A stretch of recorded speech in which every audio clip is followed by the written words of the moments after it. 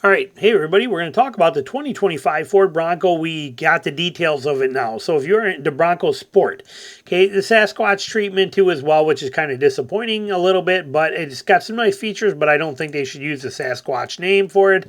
But anyway, here we go, and we're going to cover it, but it is covering all these models, but this is a new 2025. We'll look at the pictures first. Let's breeze through some of the stuff it gets. The Sport adds an off-road focused Sasquatch package like his bigger Bronco. Sasquatch kit includes chunkier all-terrain tires, steel bumpers with hardy tow hooks, and a better rear dampeners. They're going to be remote reservoir shocks on the Badlands model. The Sasquatch will be available on the Outer Banks and the Badlands. Those are the two that get it. The package price for it, it goes on sale early 2025. Outer Banks Sasquatch will be $41K. The Badlands will be $45K. Again, and as we know, the Bronco Sport is a vehicle that gets some pretty good deals. So if you wait till it's been sitting on a lot for a little while, you'll probably get some killer deals on it. Okay, now as far as the motors are basically staying the same. You get the 180 horse turbocharged 1.5 liter 3-cylinder with an 8-speed automatic. The Badlands has the same transmission, but the steering wheel mounted paddle shifters, but it also has the 2-liter turbo 4-cylinder that makes 238 horsepower. Rather than the 245 last year. But anyway, you're getting that option in the Badlands. It also raises from 2,200 to 2,700 pounds for towing, with the 3-pot engine now capable of towing 2,200 pounds, up 200 pounds from the 2024 model. So kind of cool there that you do get the option in the Badlands of getting the actual 2-liter 4-cylinder versus the 1.5 3-cylinder. However, I think for most people and what they're doing, the 1.5 is going to be fine. Again, this is not a vehicle that you buy and you drive it for 200,000 miles anyway. It is like all other vehicles made today. For the most part, it is disposable. So don't think you're going to run it for 15 or 20 years. It's just they don't build them that way anymore. So realistically, I could care less if it had the 1.5 3-cylinder, even though I know a lot of you guys will complain about that, or if it had the 2-liter 4. I honestly don't care. It's not like this thing's a speed demon. It's not like it's got major muscle. I honestly don't care personally between the two. So for me, I'd be just fine with either one of them. Okay, now here's how it goes. For Bronco Sport shoppers who want the best chance of making it through relatively tough terrain will gravitate towards the top level or top of the line Badlands model. It does offer some nice features. Its standard equipment includes a 1-inch lift. Okay, it's got a 1-inch lift over top of the other Sport models. All-terrain tires, torque vectoring, twin clutch rear differential. Same as like what they have in the Maverick, which is almost like having rear locker. Underbody skid plates, upgraded suspension bits, and a new Sasquatch package takes its toughness up a notch, and an upgrade setup is available on the Outer Banks too. Every baby Sasquatch rolls on Goodyear Territory all-terrain tires, which is a bummer because they were on Falcon Wild Peaks. I like the Wild Peaks much better. But you're getting a 29-inch tire, reinforced sidewall, knobby tread pattern. These new tires replace the similarly sized Falcon Wild Peaks. Previously came on the Badlands. Now it comes standard. It now comes standard with 28.5-inch tall Continental all-terrains. That's interesting that that's what the Badlands gets. Yeah, because all these other ones are coming with Goodyear Territory, okay, which is an improvement over what they had, I guess. But it's a shame that they got rid of the Falcon Wild Peaks, and now they are going with a Continental all-terrain for the Badlands. Also, its monotube rear shocks have been swapped out for a beefier pair of position-sensitive Bilstein units with remote reservoirs. That's kind of cool. Be kind of neat to have this with remote resi shocks on there if you start running some washboard roads and things like that. That provides better cushioning at high speeds. Only the Badlands Sasquatch has those shocks, not the Outer Bank version. The top Sasquatch also has a higher approach angle, 31.2 versus 21.4. That's pretty huge, okay, especially when you're only rolling on 29-inch tires. It has a slightly higher breakover because of the fact that it's got the 1-inch lift that we see right here. It's got a 1-inch lift for the Badlands. So the breakover angle is 21.7, and it has very dismal, actually, 8.7 inches of ground clearance, and it's virtually identical. But when you consider 8.7 inches of ground clearance and the price of this, Subaru Crosstrek, Subaru Wilderness, they're at like 9.4. That's a lot more ground clearance than we're seeing out of this thing right here. But anyway, it's where it sits at. The Bronco Sasquatch setup also gets the new steel front and rear bumpers with sturdy recovery hooks. We like that. That is a very nice feature. And there's also a feature on this that I love. I absolutely love, especially because remember, most people are using this as a daily driver, yet a camping and adventuring vehicle and things like that. It's got enough tow capacity to pull your little fishing boat or your kayak trailer, things like that. You can do some neat stuff with it, but you got this beautiful roof rack up here, right? You can see it on here. We'll show you pictures. You got this amazing roof rack. See these little nubs right here on the side of this? Let me actually see if I can open this in a new tab here for you.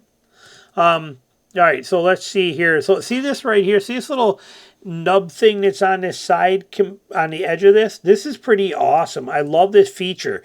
It's a pop-out tie-down point, okay? You already have them in the rear. You got these flip-out recovery points that can serve as a tie-down location to tie over your kayak or anything that's up there that you got.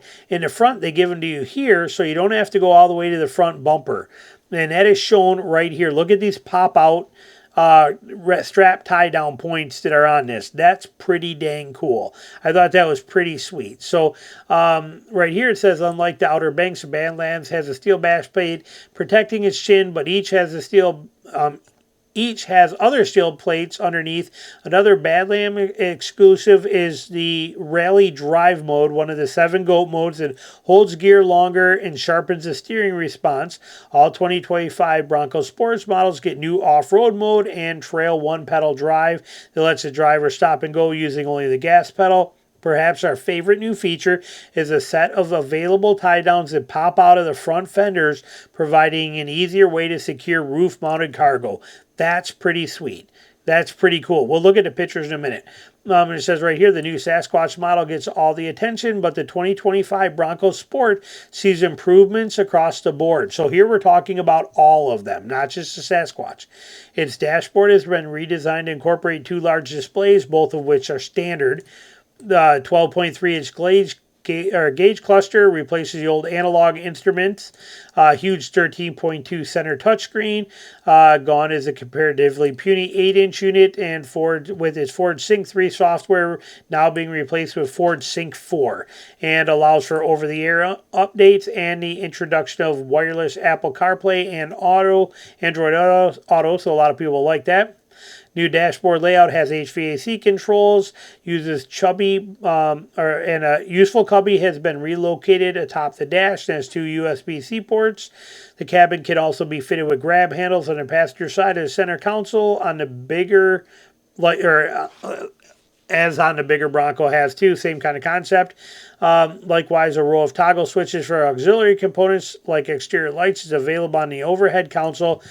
So it's pretty sweet, okay? You're getting standard driving tech as far as adaptive cruise control, stop and go functionality. There's also more options, including a 360-degree camera, trail split views, so it's here. It's now available to order, so you can get this stuff. They're saying the Outer Banks Sasquatch, $41K, and the Badlands closer to $45K. Let's look at the pictures and see what this thing looks like here. So we got 21 pictures. They're going to make us do it in a stupid slideshow thing, but so we'll roll through it here. This is an optional bull bar that goes in where your front recovery hooks are located. If this is removed, there are front recovery hooks that are right there too for you, which is pretty sweet. There's your Goodyear Territory all-terrain tires. There's your rear, your tow hooks for the rear bumper. Those kick-out placed right there are pretty sweet. Interior layout and a new design to it. Little modifications in the full digital gauge cluster and the bigger infotainment screen. Your aux switches option up front. These are those grab handles they were talking about that are optional. That's pretty sweet. And they look really simple to install, but that's a pretty cool feature. I think it adds a little punch to the inside of this when you look at how simple this is. I like those grab handles. They add a little sass to it. That's pretty cool. There's that new accessory-ready cubby with included USB charging ports. Pretty sweet setup. Pretty sweet right there. Just a few different views of it. And I like the steel or aluminum bumper, steel bash plates underneath. It's a pretty sweet little rig. Not going to lie, perfect little adventure vehicle. And like I said, the prices will be real on them. Just give it time. I love these SUVs, how they use this hard plastic cladding on the rockers to protect them from rocks and stuff. I don't know why trucks don't do this, but that stuff is so nice because it's dirt cheap, disposable, easy to replace, but yet it protects you from so many stone chips. And I love how these little SUVs do this. But this is a cute little SUV. There it is right there with the Sasquatch seat setup in there. And close up of the gauge cluster accessory thing. We got 2 more slides to go through. There's those little pop-outs. There's the back end. And I do love the way they've done these bumpers. We got one more, and that is it right there. So there it is. This is what we know so far. This is it. This is a 2025. And like I said, it's available for order. I don't believe it's set up on a configurator yet, but we know it's coming, and this is what it's going to be. And we know now pretty much everything about it. I've been real excited for this vehicle to come out. I think a lot of people are going to gravitate to it. It's a very nice, useful adventure yet daily driver type SUV. I like what they've done with it. I like the more bold looks. I like the way they've set it up. I like everything about it. Price is kind of high, but again, I bet you by summertime next year, a year from now, next summer, what you're seeing here for $41,000, or even this one for $45,000, will be more in the neighborhood of like $36,000, and that's a heck of a good deal for these kind of vehicles. So there you go. Let me know your thoughts down below. Thanks for watching.